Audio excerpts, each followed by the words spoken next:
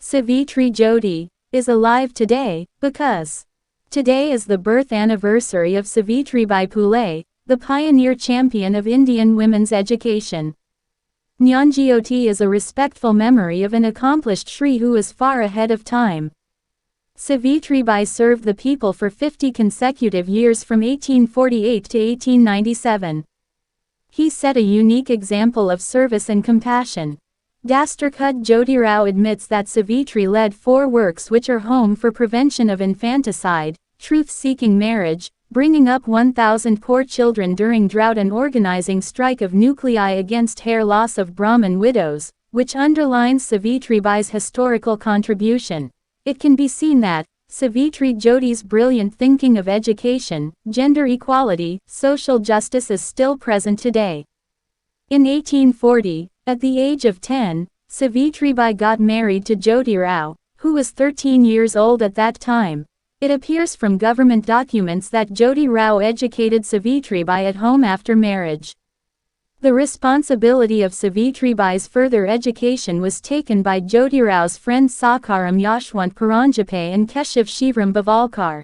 Savitribai also trained in teaching at Fararbai's Normal School in Ahmednagar and Miklabai's Normal School in Pune.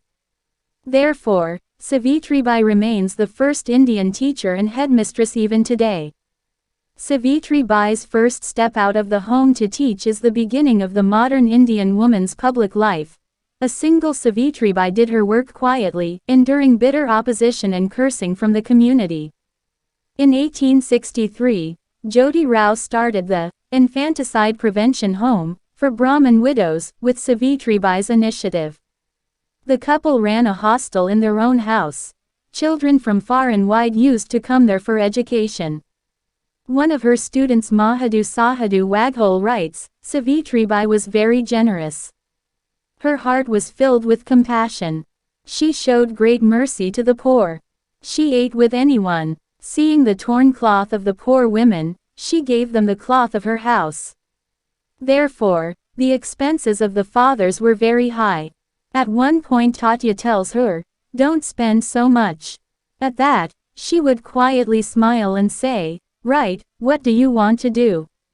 He used to ask his grandfathers. Tatya used to sit quietly for a while on that. They both used to love each other very much.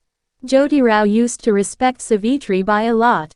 While talking to her, many viewers used to call her with the words, "Aho Javo." Savitribai called him, Shetji, in her later life. Both of them were full of true conjugal love. After Jyoti Rao, Savitribai led the Satya Shodak movement. She continued to work till the end. In 1893 Savitribai was the president of the Satya Shodak Parishad held at Saswad. During the drought of 1896, Savitribai suffered a lot. The year 1897 dawned with the same plague. Hundreds of people started dying in the Pune area every day. The government took up the task of dealing with the plague under the leadership of the RAD officers. Savitribai called Dr. Yashwant on leave, and she made Dr. Yashwant open a hospital at Hadapsar Mohammadwadi Rasani. She was caring for patients despite knowing that the disease was contagious.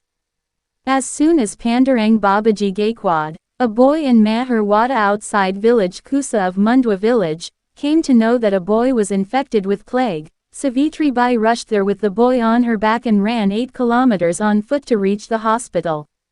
In that, Savitribai was affected by plague and died of plague on the 10th of March 1897 at around 9 in the night.